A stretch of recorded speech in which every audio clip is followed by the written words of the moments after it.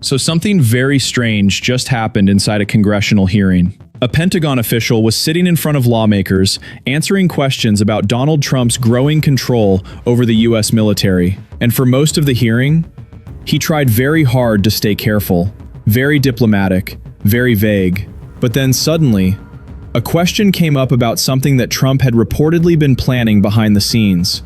A plan involving thousands of American troops, not overseas, not in another country, but here, inside the United States. And in that moment, the Pentagon official didn't exactly deny it. He didn't shut it down. He didn't say the reports were false. Instead, he hesitated, stumbled over the answer, and basically said he would get back to Congress later, which is exactly the kind of answer you give when the story might actually be true. Classify this as war. It is combat operations. I wouldn't call this a war as much as I'd call it a conflict that should be very short and sweet. I don't know if this is technically a war. We have declared war.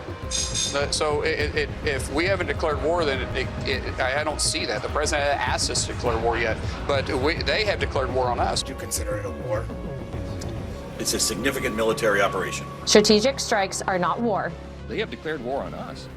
I don't believe in the semantics. We've talked about the language this morning. We're not at war right now. We're 4 days in to a very specific clear mission. Right now, the United States is about a week into Trump's military conflict with Iran. Missiles flying across the Middle East, international tension rising, and American troops already paying the price. But if you've watched Trump's behavior since the conflict started, you might notice something strange. He doesn't seem particularly worried about it. In fact, at one event this week, he was literally joking about starting another war. He's doing some job, and your next one is going to be, we want to do that special. He's waiting, but he says, let's get this one finished first. We could do them all at the same time, but bad things happen. If you watch countries over the years, you do them all too fast, bad things happen. We're not going to let anything bad happen to this. Now think about that for a second. The United States is already involved in a brand new military conflict, and Trump is joking about launching another one, like it's some kind of reality show schedule. Let's finish this one first. That's not exactly the tone people expect during the start of a war. But what might be even more surprising is how many Republicans are trying to pretend the war isn't even happening. So according to some of Trump's allies, this isn't a war. It's just a military operation, which is interesting language, because that's exactly what Russia calls its invasion of Ukraine, a special military operation, not a war.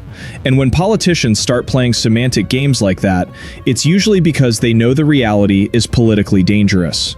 But the real story here might not be the politicians talking on television. It might be the people working behind the scenes.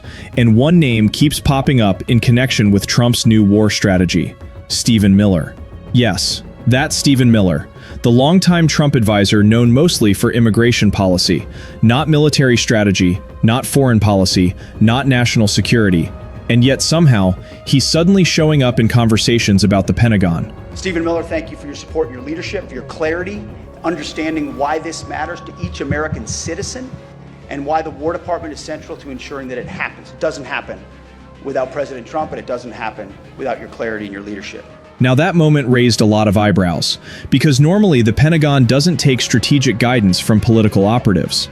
But here you have a defense official publicly thanking Stephen Miller for leadership related to a war, which is unusual to say the least. And when you combine that with Miller's own public statements, the picture gets even more interesting. I fear, Sean, that some people in this country lost faith in the military and the capacity to use that military to defend us is because we had a woke Pentagon, because we had a military who at the very highest levels, not the warfighters, was forced to fight a less than full fight. What you're seeing now, Sean, is a military that is unleashed in all of its lethal prowess to go out and seek, destroy, and kill the enemy, which is what militaries are for.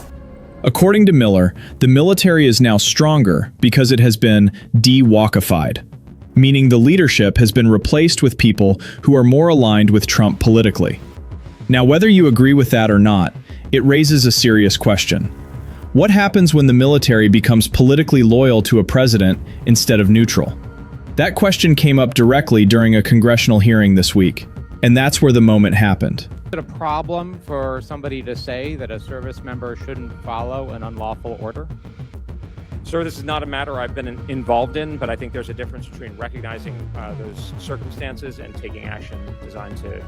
It's a pretty simple question. You said that there's a difference between lawful and unlawful orders. You said that you're familiar with the law of armed conflict. You admitted that it's the duty of this body to conduct oversight and to make sure that laws are being followed. You said that you're familiar with U.S. military history and that there have been unlawful orders given in our history. And then you're also familiar that service members have also refused to abide by those unlawful orders. So why can't you just say that service members shouldn't follow unlawful orders? Sir, I think that's a different step to talk about, or in any seems like a pretty logical step to me. Encouragement. Military law is very clear. Service members are not supposed to follow illegal orders. That principle exists specifically to prevent abuses of power. But when the Pentagon official was asked about it, he wouldn't say it. He danced around the question, hesitated, and avoided giving a direct answer, which immediately made the room uncomfortable. Because the only reason to avoid saying something that obvious is if you're worried about how the president might react. But that still wasn't the biggest moment of the hearing. The real shock came when lawmakers asked about something that had been quietly reported last year.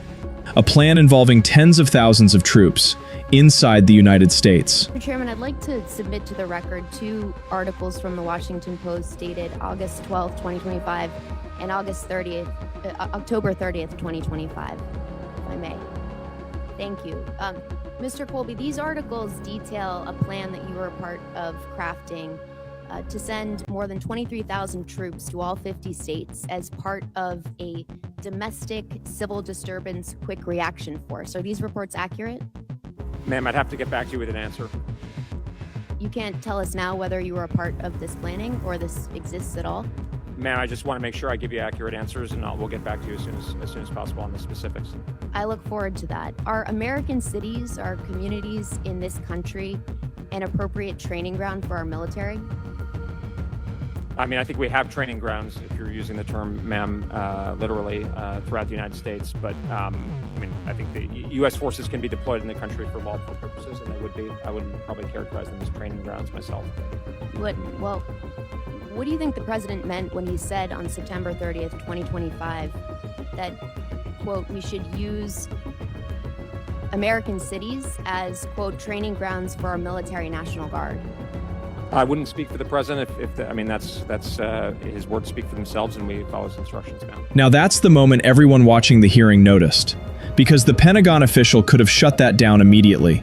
He could have said, no, that plan doesn't exist, or the military would never do that. Instead, he said he would have to get back to Congress later, which is basically Washington code for, yes, but I'm not allowed to confirm it right now. And when the lawmaker pressed him further, he didn't deny that American cities could be used as operational environments for the military. That's where things started to get really uncomfortable. Because historically, the United States has very strict rules about using the military domestically. Police handle civilian protests, the National Guard handles emergencies, but the regular military? That's supposed to stay separate from civilian law enforcement. And the reason for that rule is simple. Armies are designed to fight enemies, not citizens. So when you hear reports about tens of thousands of troops potentially being organized as a domestic response force, people get nervous. And the Pentagon official's answer didn't exactly calm anyone down, because near the end of the hearing, he said something that might be the most revealing line of the entire testimony. A very, very tight alignment with the president, and this is his defense strategy. This is his War Department, obviously with the Congress, needless to say. But you can rest assured, sir, that we are in tight alignment. That phrase right there. Tight alignment. When the military starts describing itself as tightly aligned with a political leader, that's when people start asking serious questions. Because the American military isn't supposed to be aligned with any politician. Its loyalty is supposed to be to the Constitution, not to a president. Now maybe this hearing was just one awkward moment.